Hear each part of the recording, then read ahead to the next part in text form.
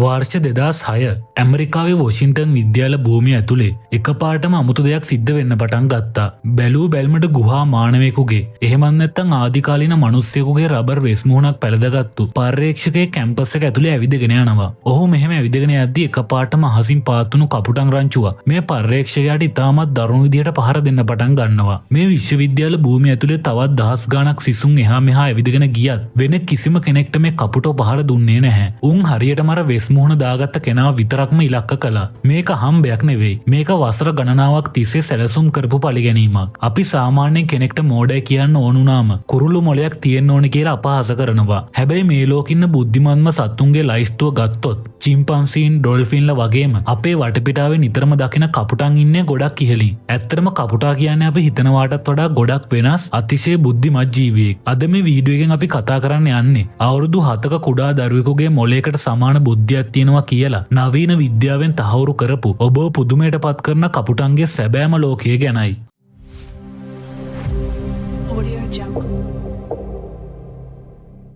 අංක 1 මිනිස් මුහුණු මතක තබා ගැනීම සහ පරිගැනීම. කපුටන්ට මිනිස්සුන්ගේ මුහුණු මතක තියාගන්න පුළුවන් කියන කාරණය ලෝකයටම ඔප්පු කළේ ඇමරිකාවේ වොෂින්ටන් විද්‍යාලයේ මහාචාර්ය ජෝන් මාසල්ෆ් විසින්. ඔහුට ඕනුණා කපුටන්ට අපේ මුහුණු වෙන් කරලා අඳුර ගන්න ඇත්තටම පුළුවන්ද කියලා බලන්න. මේ වෙනුවෙන් ඔහු අපූර්ව පරීක්ෂණයක් සැලසුම් කළා. ඔහු සහ ඔහුගේ කණ්ඩායම රබර් වෙස් මුහුණු දෙකක් භාවිතා කළා. එකක් ගුහා මානවයෙකුගේ, ඒ කියන්නේ කේව්මෑන් මාස්ක් එකක්.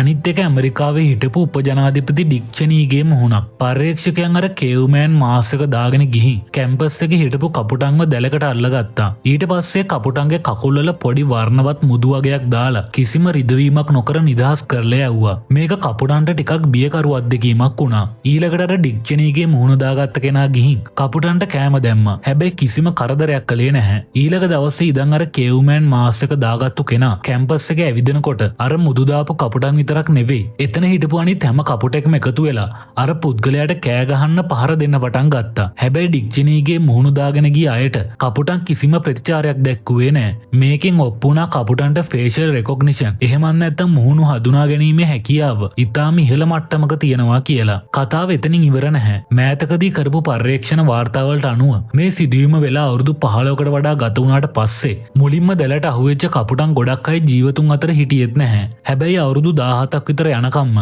අර කේව්මෑන් මාස් එක දාගෙන ගියාම අලුත් පරම්පරාවේ කපුටන් පවා ඒ මුහුණ දැක්ක ගමන් බියගුළු සතුරෙක් විදිහට සලකලා පහර දෙන්න පුරුදු වෙලා හිටියා. ඒ කියන්නේ කපුටන් තමන්ගේ සතුරන්ගේ මුහුණු ගැන තොරතුරු තමන්ගේ පැටවුන්ටත් අනිත් යාළුවන්ට sannivedanaya කරලා තියෙනවා. විද්‍යාවේදී මේකට කියන්නේ කල්චරල් ට්‍රාන්ස්මිෂන් කියලා. ඒ නිසා කවදාවත් කපුටෙක්ට ගලකින් ගහන්න කලින් දෙපාරක් හිතන්න. මොකද මුළු කපුටු පරම්පරාවකම හතුරෙක් වෙන්න ඔයාට සිද්ධ වෙන්න පුළුවන්. අංක 2 රථවාහන නීති තේරුම් ගැනීම.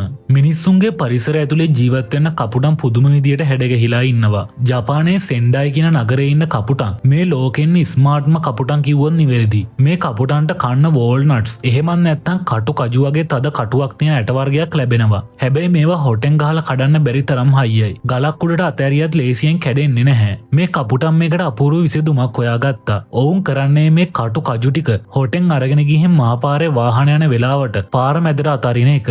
ඊට පස්සේ වාහනවල රෝදවලට අහුවෙලා මේ කටුව කුඩු වෙනවා. හැබැයි වාහන යන අස්සේ පාර මැදට ගිහින් මේක කන්න ගියොත් වාහනයකට හැප්පිලා මැරෙන්න පුළුවන් කියලා මේ කපුටන් හොඳටම දන්නවා. ඒ නිසා උන් මේ කජුවට අතාරින්නේ නිකම්ම පාරකට නෙවෙයි. මහා පාරේ පදික මාරුවක්. එහෙමත් නැත්තම් පෙඩෙස්ට්‍රියන් ක්‍රොසින් එකක් උඩට. ඊට පස්සේ කහයිර ළඟ දින ට්‍රැෆික් ලයිට් එකේ රථ වාහන වලට රතු එළිය වැටිලා මිනිස්සුන්ට යන්න කොළපාට වැටෙනකම් වාහන නවතිනකම් කපුටන් පාරයිනට වෙලා ඉතා ඉවසීමෙන් බලාගෙන ඉන්නවා. කොළපාට වැටිලා මිනිස්සු පාර මාරු වෙද්දි කපුටනුත් ඒ මිනිස්සු එක්කම කහයිර උඩට ගිහින් වාහන වලට කැඩුණු කජු ඇට ටික කාලා ආපහු ආරක්ෂිතව පේමන්ට් එකට එනවා. වාහනවල බර වේගය සහ ට්‍රැෆික් ලයිට් වල තේරුම කපුටන් තේරුම් අරගෙන තියෙන විදිහ මේකෙන් ඉතා පැහැදිලි වෙනවා. අංක 3 උපකරණ නිර්මාණය කිරීම සහ සංකීර්ණ ගැටලු විසඳීම. සත්ත්ව ලෝකේ උපකරණයක් පාවිච්චි කරලා වැඩක් කරගන්න පුළුවන් සත්තු ඉන්නේ 14යි. ගොඩක් වෙලාවට චිම්පන්සීන් වගේ සත්තු තමයි කෝටු කෑලි පාවිච්චි කරලා මේ වගේ වැඩ කරන්නේ. හැබැයි නිව් කැලඩෝනියන් ක්‍රොස් කියලා හඳුන්වන කපුටු විශේෂයක් ඉන්නවා. මේ කපුටන් උපකරණ පාවිච්චි කරනවා විතරක් නෙවෙයි. Tamanට අවශ්‍ය විදිහට අලුතෙන්ම උපකරණ නිර්මාණය කරගන්න. ඒ කියන්නේ ටූල් මේකින් වලට ඉතාමත් දක්ෂයි. ඔක්ස්ෆර්ඩ් විශ්වවිද්‍යාලයේ විද්‍යාඥයෙක් බෙටි කියලා නම් කරපු කපුටියක් යොදාගෙන 2002 දී පර්යේක්ෂණයක් කළා. ඔවුන් දිග වීදුරු බටයක් ඇතුලේ පුංචි බාස්කට් එක කෑම ටිකක් දාලා බෙටීට දුන්නා. මේ බටය ඇතුලට හොට දාලා කෑම ගන්න බෑ. බෙටී ගාවින් කෙලින් තියෙන යකඩ කම්බියකුත් තිබ්බා. බෙටී ටික වෙලාවක් මේක දිහා බලන් ඉඳලා අර යකඩ කම්බිය හොටෙන් අරගෙන ඒක එක කොනක් කෝඩුවේ තැනක හිර කරලා තමන්ගේ හොටෙන් නමලා කොක්කක් ඒ කියන්නේ ග්‍රැප්ලින් හුක් එකක් වගේ හැඩයක් නිර්මාණය කළා. ඊට පස්සේ කොක්ක වීදුරු බටය ඇතුලට දාලා අර කෑම ටික ඇදලා ගත්තා. කිසිම කෙනෙක් පුහුණු නොකර තමන්ටම ආපු ප්‍රශ්නයක් විසඳ ගන්න උපකරණයක් නිර්මාණය කරපු පළමු අවස්ථාව විදිහට මේක ඉතිහාසයට එකතු වුණා. ඒ විතරක් නෙවෙයි. BBC Earth නාලිකාවේ කරපු වාර්තා වැඩසටහනකදී ආචාර්ය ඇලෙක්ස් ටේලර් කියන පර්යේෂකයා 007 කියලා නම් කරපු අනගත කපුටෙක් යොදාගෙන පීවර 8ක සංකීර්ණ ප්‍රහෙලිකාවක් පරීක්ෂා කළා. මේක කොච්චර අමාරුද කියනවා නම් කපුටාට මුලින්ම කූඩුවක එල්ලලා තියෙන ලණුවක් ඇදලා කොට කෝටුවක් ගන්න ඕනේ. හැබැයි ඒ කෝටුවෙන් කෑම ගන්න බෑ. ඒ කෝටුව පාවිච්චි කළ වෙනත් පෙට්ටි තුනකින් බර ගල් තුනක් එළියට ගන්න ඕනේ. ඊට පස්සේ ගල් තුන තවත් විශේෂ පෙට්ටියක් ඇතුළට දැම්මම තමයි තවත් දිග කෝටුවක් එළියට එන්නේ. අන්තිමට අර දිග කෝටුව පාවිච්චි කළා තමයි කෑම එක ගන්න ඕනේ. පුදුමයකට වගේ මේ වනගත කපුටා කිසිම පුහුණුවක් නැතුව මේ පියවර 8ම තනියම කල්පනා කරලා හරියට විසඳලා අන්තිමේදී කෑම එක ලබා ගත්තා. අංක 4 භෞතික විද්‍යාව අවබෝධ කර ගැනීම. ඔබ කුඩා කාලේ ඊසොප්ගේ උපමා කතාවක් අහලා ඇති. වතුර කලයේ පතුලේ තිබුණු වතුර ටික බොන්න කලයට ගල් කැට දාපු කපුටගේ කතාව. මේක නිකම්ම නිකන් ළමා කතාවක් වුණත් මේක ඇත්තටම විද්‍යාත්මක ඔප්පු වෙච්ච සත්‍යයක්. විද්‍යාඥයන් වතුර පිරුණු බටයක් ඇතුලේ පාවෙන කෑමක් තියලා බැලුවා. කපුටට හොට දාලා මේ කෑමක් ගන්න කොහොමටවත් බෑ.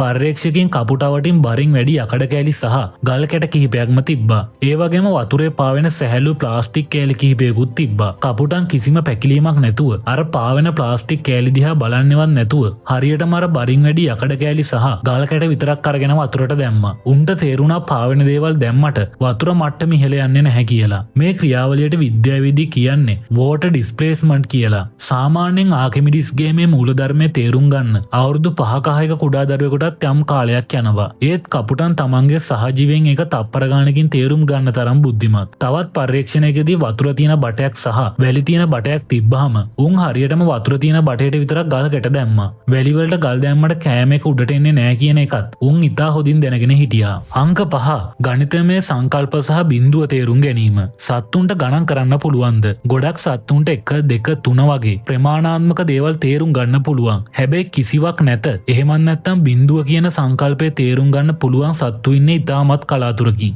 මිනිස්සුන්ට පවා බිඳුව කියන සංකල්පය හොයාගන්න සෑහෙන කාලයක් ගියා. හැබැයි 2021 අවුරුද්දේ ජර්මනියේ ටියුබින්ගන් විශ්වවිද්‍යාලය කරපු අලුත්ම පර්යේෂණයකින් හොයාගත්ත කපුටන්ට බිඳුව කියන සංකල්පය තේරුම් ගන්න පුළුවන් කියලා. විද්‍යාඥයන් කපුටන්ට පරිගණක තිරයක තිත් කිහිපයක් පෙන්වලා මේ පරීක්ෂණය කළා. ඔවුන් දැක්ක තිත් කිසිවක් නැති හිස් තිරයක් පෙන්නුවාම කපුටන්ගේ මොළේ ස්නායු සෛල ඒ හිස් බව එහෙමත් නැත්නම් බිඳුව කියන අගය සංඛ්‍යාවක් විදිහට තේරුම් අරගෙන ප්‍රතිචාර දක්වනවා. වානරයෙන් හැරුණාම මේ වගේ සංකීර්ණ ගණිතමය සංකල්පයක් තේරුම් ගත්ත ලෝකයේ පළවෙනි කුරුළු විශේෂය විදිහට කපුටන් අද වෙද්දී ඉතිහාසයට එක්කලා ඉවරයි. අංක 6 කපුටන්ගේ අපරාධ පරීක්ෂණ හෙවත් අනතුරු තක්සේරුව.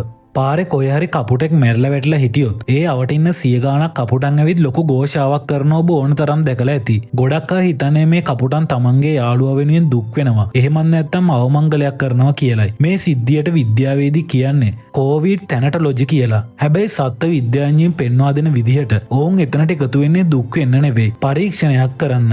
විද්‍යාවේදී මේකට රිස්ක් ඇසෙස්මන්ට් එකක් එහෙමත් නැත්නම් අවදානම් තක්සේරුවක් කරනවා කියලා කියනවා. තමන්ගේ ජාතිය කෙනෙක් මැරුණේ කොහොමද?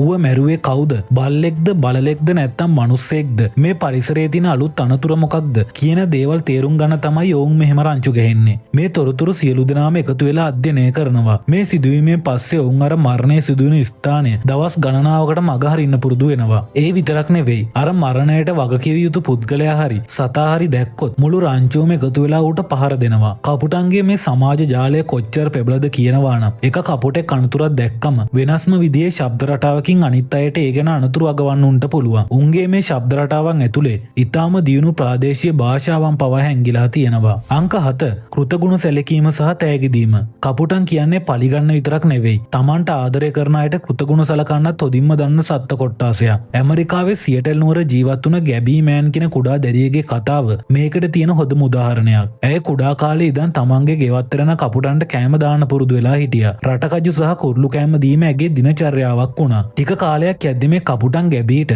අපූර්ව දේවල් තෑගි විදිහට දෙන්න පටන් ගත්තා. මේ තෑගි අතරේ ලස්සන බොත්තම්, පබළු, පේපර් ක්ලිපර්ස්, දිලිසෙන වීදුරු කෑලි, මලකඩ කාපු යතුරු සහ සෙල්ලම් බඩු කෑලි පවා තිබුණා. කපුටන් කෑම කාපු භාජන ඇතුලේ තමයි මේ දේවල් ඉතාම පරිස්සමට තියලා ගියේ. ගැබී ගාව මේ වගේ කපුටන් දුන්න තෑගි එකතුවක් අදටත් සුරක්ෂිතව තියෙනවා. මේක හම්බයක් නෙවෙයි. විද්‍යාවේදී මේ සංකල්පය හඳුන්වන්නේ රෙසිපොසිටි කියන නමින්. කපුටන්ට පුළුවන් තමන්ට උදව් කරන අයව අඳුරගෙන ඔවුන්ට කෘතවේදීත්වය දක්වන්න. කපුටන් දිලිසෙන කුඩා දේවල් වලට ගොඩක් කැමති. ඔවුන් තමන්ට වටින දේවල් තමයි මේ විදිහට තමන්ගේ මිනිස් යාළුවන්ට තෑගි කරන්නේ. අංක 8 කුරුළු මොලේ විද්‍යාත්මක රහස. මේ තරම් පුංචි මොලයක් තියෙන කුරුල්ලෙක් කොහොමද මෙච්චර දේවල් කරන්නේ කියලා ඔබට දැන් ලොකු ප්‍රශ්නයක් ඇති. සාමාන්‍ය මිනිස්සු සහ වදුරන් වගේ ශීරපායි සත්තුන්ගේ බුද්ධිය තීරණය වෙන්නේ මොලේ තියෙන නියෝකෝටෙක්ස් කියන කොටසෙන්. හැබැයි කුරුල්ලන්ට මේ කොටස පිහිටලා නැහැ. විද්‍යාඥයන් හොයාගෙන තියෙන විදියට කෝවිඩේ කියන කුරුළු පවුලට අයිති වෙන කපුටන්ගේ මොලේ තියෙනවා පෑලියම් කියලා සුවිශේෂී කොටසක්.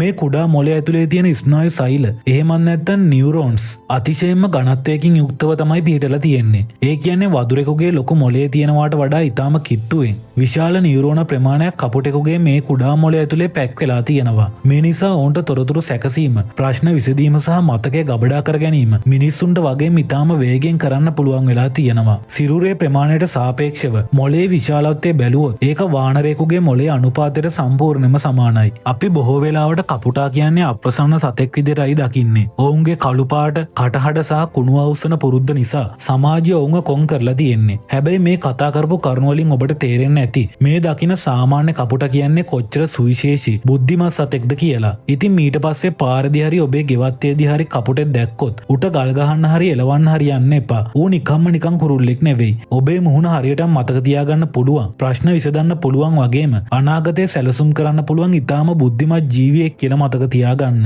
සමහර විට ඌ ඔබේ හොඳම යාළුවා වෙන්න පුළුවන්. එහෙමත් නැත්නම් ජීවිත කාලයටම ඔබේ ලොකුම සතුර වෙන්නත් පුළුවන්. තීරණේ තියෙන්නේ ඔයාගේ අතේ. අද අපි කතා කරපු කපුටන්ගේ මේ පුදුම හිතෙන හැසිරීම් ගැන ඔයා මොකද හිතන්නේ? ඔයාටත් කපුටන්ගෙන් මේ වගේ අත්දැකීම් ලැබිලා තියෙනවද? පහලින් කමෙන්ට් කරන්නත් අමතක කරන්න එපා. මේ වගේ ලෝකෙ තියෙන අපි නොදන්න පුදුම හිතෙන දේවල්, හැංගුණු කතා ගැන දිගටම දැනගන්න අමතක නොකර අපේ channel එක අදම subscribe කරන්න. එහෙමනම් තවත් මේ වගේම ත්‍රාසජනක කුතුහලයේ පිරුණු වීඩියෝ එකකින් අපි ඊළඟ දවසේ හමු වෙමු. සුබ දවසක්.